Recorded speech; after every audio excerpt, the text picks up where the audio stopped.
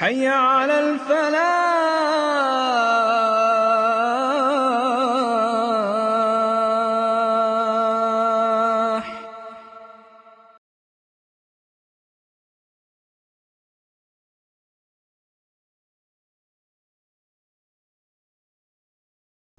اب یہاں سے شروع ہو رہا ہے 5ویں رکوع سے مسلسل 10 رکوع، مسلسل خطاب ہے بنی اسرائیل سے۔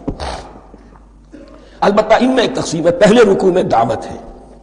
دعوت جب ہوتی ہے تو آمادہ کرنا، تشویق، ترغیب، دل جوئی، نرمی، یہ دعوت کے اجزاء لا ينفک ہیں، اس کے بغیر دعوت مؤثر نہیں ہوتی۔ لہذا ان 7 آیات میں یہ یوں سمجھیے کہ ان 10 رکوعوں کے لیے یہ بمنزلہ فاتحہ ہے۔ جیسے سورہ فاتحہ 7 آیتوں کی، ایسے ہی اس دعوت سابقہ امت مسلمہ کو دعوت دی جا رہی ہے۔ تو کس طرح دی جا رہی ہے؟ یہ کون تھے؟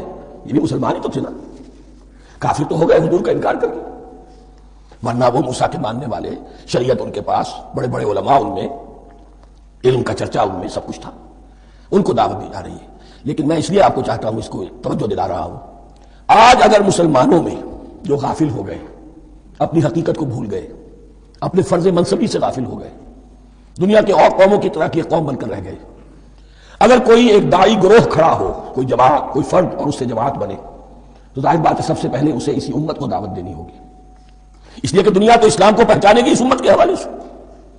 فزیشین ہیل تھائی سیلف، پہلے یہ تو ٹھیک ہو، یہ کہیں پر صحیح اسلام کا نمونہ پیش کرے تو دنیا کو دعوت دے سکو گے، آؤ دیکھو یہ ہے اسلام۔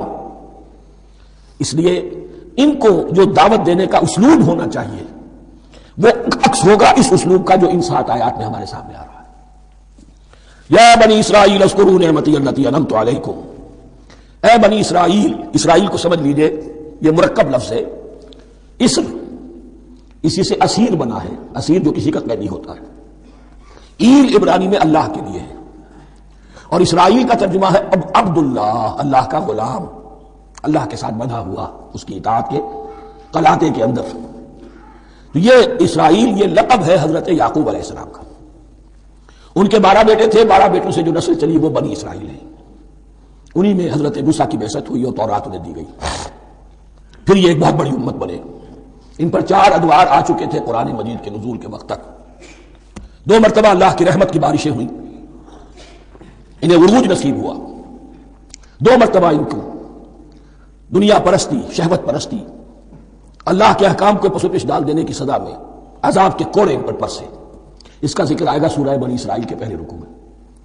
اس وقت جب کہ قرآن نازل ہو رہا ہے، اس وقت وہ اپنے اس زوال کے دور میں تھے۔ حال یہ تھا کہ حضور صلی اللہ علیہ وسلم کی بعثت سے پہلے ہی 2nd ٹیمپل بھی شہید کیا جا چکا تھا، گرایا جا چکا تھا۔ حضرت سلیمان نے جو بنایا تھا ہیکل سلیمانی، جس کو یہ 1st ٹیمپل کہتے ہیں، اسے نبوکدنضر نے گرا دیا تھا حضرت مسیح سے بھی کئی 100 سال پہلے۔ لیکن اس کے بعد پھر یہ رومنز نے سن 70 عیسوی میں حضور کی ولادت سے 500 برس پہلے ان کا یہ یروشلم تباہ و برباد ہوا، اس میں لوگوں کو قتل کیا گیا، قتل عام ہوا، اور 2nd ٹیمپل جو ہے وہ بھی گرا دیا گیا، جو اب تک گرا پڑا ہوا ہے۔ صرف ایک ویلنگ وال ہے جس کے پاس جا کر یہودی جو ہے ماتم کر لیتے ہیں، روتے ہیں، اور اب وہ بنانے پر تلے ہوئے ہیں اپنا 3rd ٹیمپل، اس کے نقشے بن چکے ہیں، بلو پرنٹ بن چکے ہیں۔ لیکن بہرحال جس وقت قرآن نازل ہو رہا تھا یہ بہت ہی پستی میں تھے۔ اس کے بارے میں فرمایا، اے بنی اسرائیل ذرا یاد کرو میرے اس انعام کو جو تم پر ہوا۔ وہ انعام کیا ہے؟ میں نے تمہیں اپنی کتاب دی، نبوت سے سرفراز فرمایا، اپنی شریعت تمہیں عطا فرمائی، تمہیں داؤد، تمہارے اندر داؤد اور سلیمان جیسے بادشاہ اٹھائے، جو بادشاہ بھی تھے، نبی بھی تھے۔ وَأَوْفُوا بِعَهْدِي، اور میرے وعدے کو پورا کرو تاکہ میں بھی اپنے وعدے کو پورا کروں۔ یہ وعدہ ہے جو کتاب استثناء جو ہے اولڈ ٹیسٹمنٹ کی، ڈیوٹرانومی، اس کے 18ویں باب کی آیت نمبر 18 اور 19 میں حضرت موسیٰ سے خطاب کر کے اس میں اللہ نے یہ الفاظ فرمائے، میں ان کے بھائیوں میں سے تیرے مانند ایک نبی برپا کروں گا اور اس کے منہ میں اپنا کلام ڈالوں گا، اور وہ وہی کچھ بتائے گا جو میں اس سے کہوں گا۔ یہ گویا کہ حضرت موسیٰ علیہ السلام کی امت کو بتایا جا رہا تھا کہ نبی آخر الزمان آئیں گے اور تمہیں انہیں قبول کرنا ہے۔ قرآن مجید میں اس کا بڑا تفصیلی ذکر سورہ اعراف میں آئے گا انشاءاللہ، لیکن یہاں فرمایا اوفوا بعہدی اوف بعہدکم، تم میرا عہد پورا کرو، میرے اس نبی کو تسلیم کرو، اس پر ایمان لاؤ، اس پر صدا پر لبیک کہو، تو میں تمہیں میرے انعام و اکرام اور بڑھتے چلے جائیں گے۔ وَإِيَّايَ فَارْهَبُونَ، اور صرف مجھ سے ڈرو۔ وآمنوا بما انزلت مصدقا لما معکم، اور ایمان لاؤ اس پر جو میں نے نازل کیا ہے، جو تمہارے پاس جو تورات ہے اس کی تصدیق کرتے ہوئے آیا ہے۔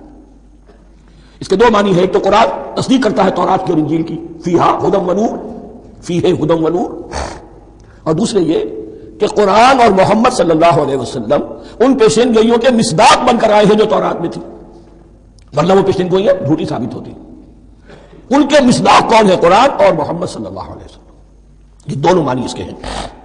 وآمنوا بما انزلت مصدقا لما معکم ولا تکونوا اول کافر بہ، اور دیکھو تم ہی سب سے پہلے ان کا کفر کرنے والے نہ بن جاؤ، تمہیں تو سب کچھ معلوم تھا، تم تو منتظر تھے، تم تو آخری نبی کے انتظار میں تھے اور ان کے حوالے سے دعائیں کیا کرتے تھے کہ اللہ اس نبی آخری زمان کے واسطے سے ہماری مدد فرما اور کافروں کے مقابلے میں ہمیں فتح عطا فرما۔ یہ آئے گا آگے چل کر اسی سورہ بقرہ کے اندر۔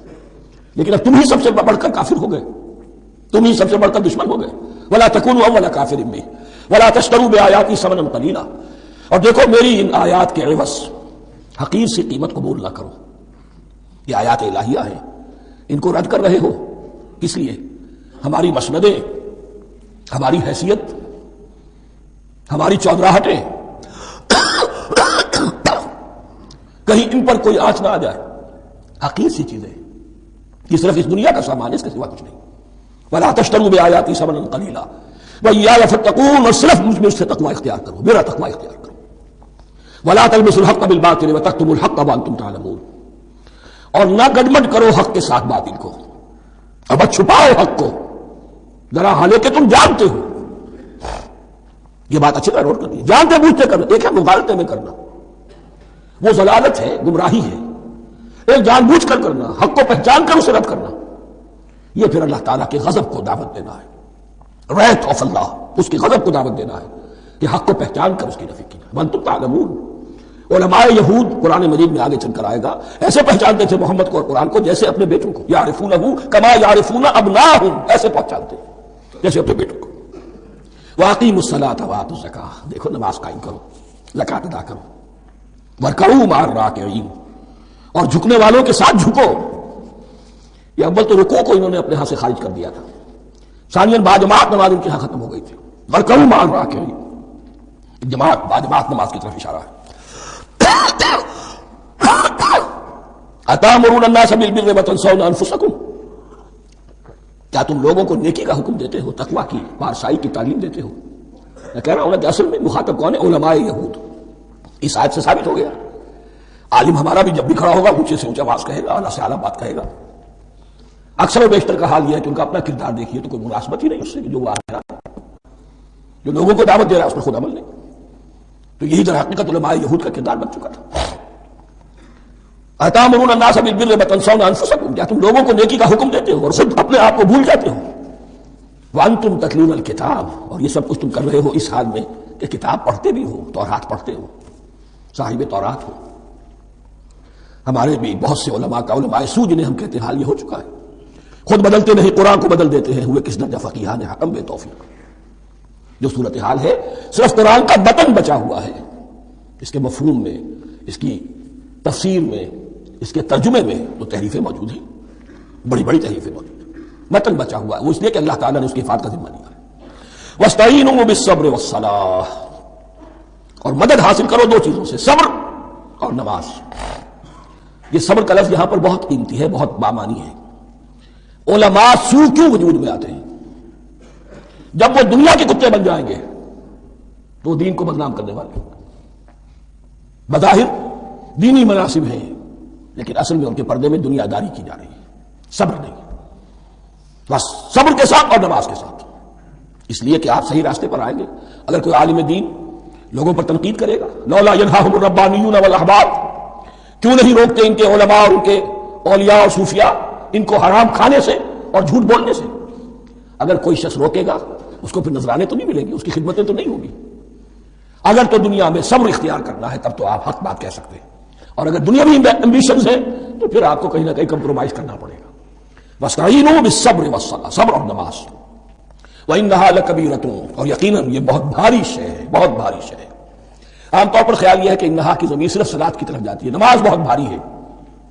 ایک رائے یہ ہے کہ نہیں، یہ پورے طرز عمل کی طرف جا رہی ہے، یہ طرز عمل کہ خود صبر کرو، اس دنیا میں صبر کرو، دنیا اور دنیا کے متعلقات میں کم سے کم پرکھانے ہو جاؤ اور حق کا بول بالا کرنے کے لیے میدان میں آ جاؤ. یہ طرز عمل. اور اس میں پھر نماز، الصلاۃ و عماد الدین. وَإِنَّهَا لَكَبِيرَةٌ إِلَّا عَلَى الْخَاشِعِينَ. یہ یقیناً بہت بھاری چیز ہے، یہ روش، یہ رویہ بھی بہت بھاری اور نماز بھی بہت بھاری ہے، سوائے ان خشوع رکھنے والوں کے، ڈرنے والوں کے، جن کے دل جھک گئے ہیں اللہ کے سامنے. الذین یظنون انہم ملاقو ربہم، جنہیں یہ یقین ہے کہ انہیں اپنے رب سے ملاقات کرنی ہے، جیسا کہ میں نے شروع میں توجہ دلائی تھی. وبالآخرۃ ہم یوقنون، یہ ایمان بالآخرت ہے جو انسان کو سیدھا رکھتا ہے عمل کے میدان میں. الذین یظنون انہم ملاقو ربہم وانہم الیہ راجعون، اور جنہیں یہ یقین ہے کہ بالآخر اسی کی طرف ہمیں لوٹنا ہے. بارک اللہ لی ولکم فی القرآن العظیم ونفعنی وإیاکم بالآیات والذکر.